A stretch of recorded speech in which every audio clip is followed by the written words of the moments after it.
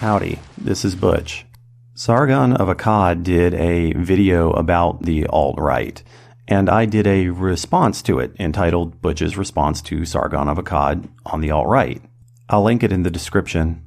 This was back in March of 2016.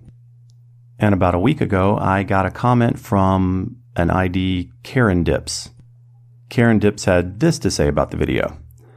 This is at best... Well, wait a second. Let me do it in the way that he really sounds like. This is at best exceptionally autistic. Do you really think anyone at all is motivated to do anything at all because of some desire to make their genes survive? Most of the people don't even know what genes even are, let alone dedicate effort in an attempt to further their survival. You don't have to be a genius, like him I'm sure, to understand that people don't care about abstract building blocks of their body when it comes to their motivations. I'm just playing with you, Karen Dips. I'll actually honestly answer the question. First, I don't really take being called an autistic as an insult. Some of my best friends are autistic. Then he writes, do you really think anyone at all is motivated to do anything at all because of some sort of desire to make their genes survive? The short answer is yes. Yes, I do. The reason why is what I call intuited genetic self-interest, IGSI.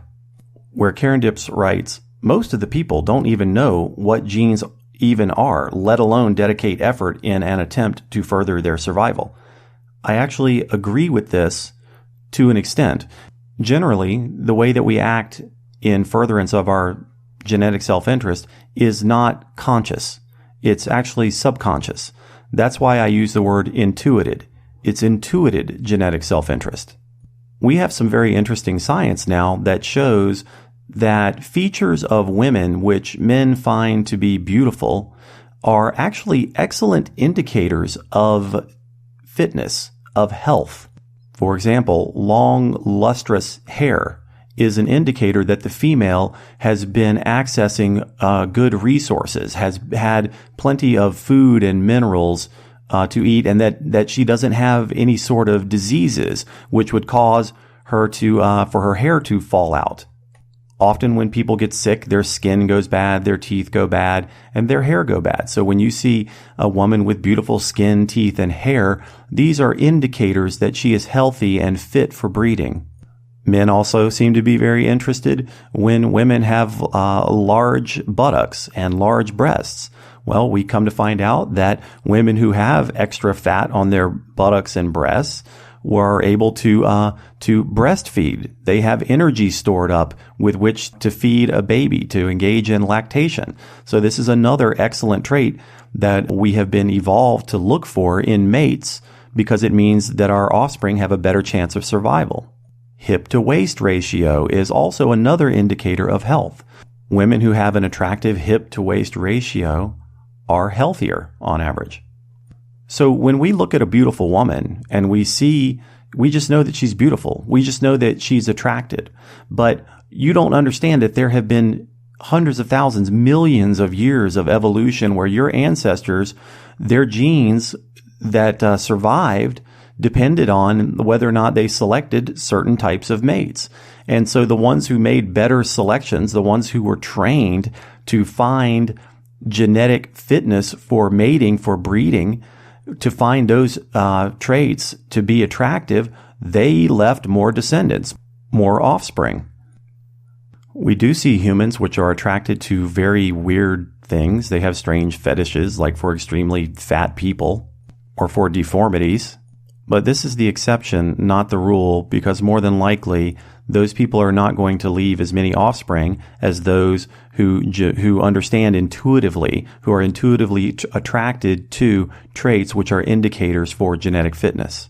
So we see here that we don't need to know about genes in order to act in our own genetic self-interest. It's one of those things where you may not care about genes, but genes care about you.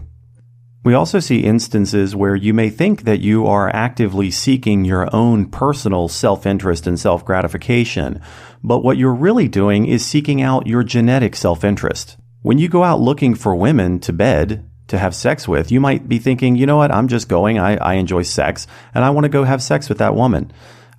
But it's obvious that the reason why you want to do that, genetically speaking, evolutionarily speaking, is so that you'll pass on your genes. That's why your brain rewards your body with happy hormones when you have an orgasm.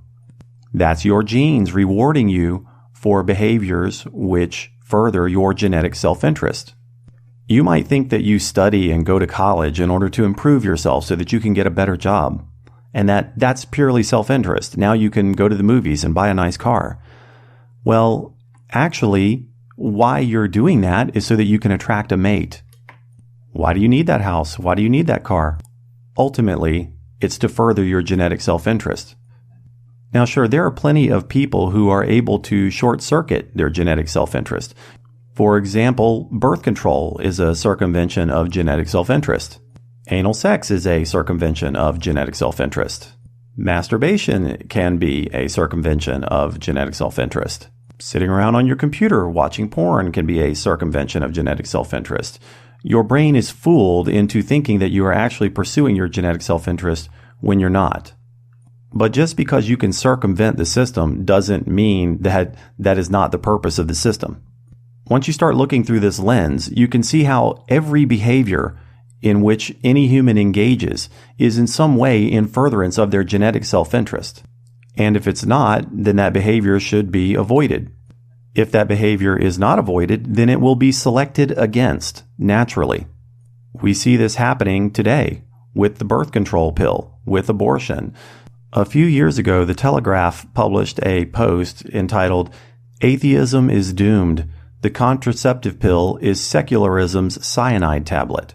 The upshot of the article is that religious people who don't circumvent their genetic self-interest end up leaving more offspring than people who use contraceptives.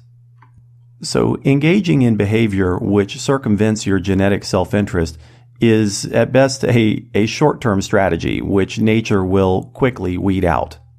There used to be a religious sect called the Shakers who were of the notion that sex was bad. It was materialism. It was a kind of a Manichaeist heresy that they were engaged in.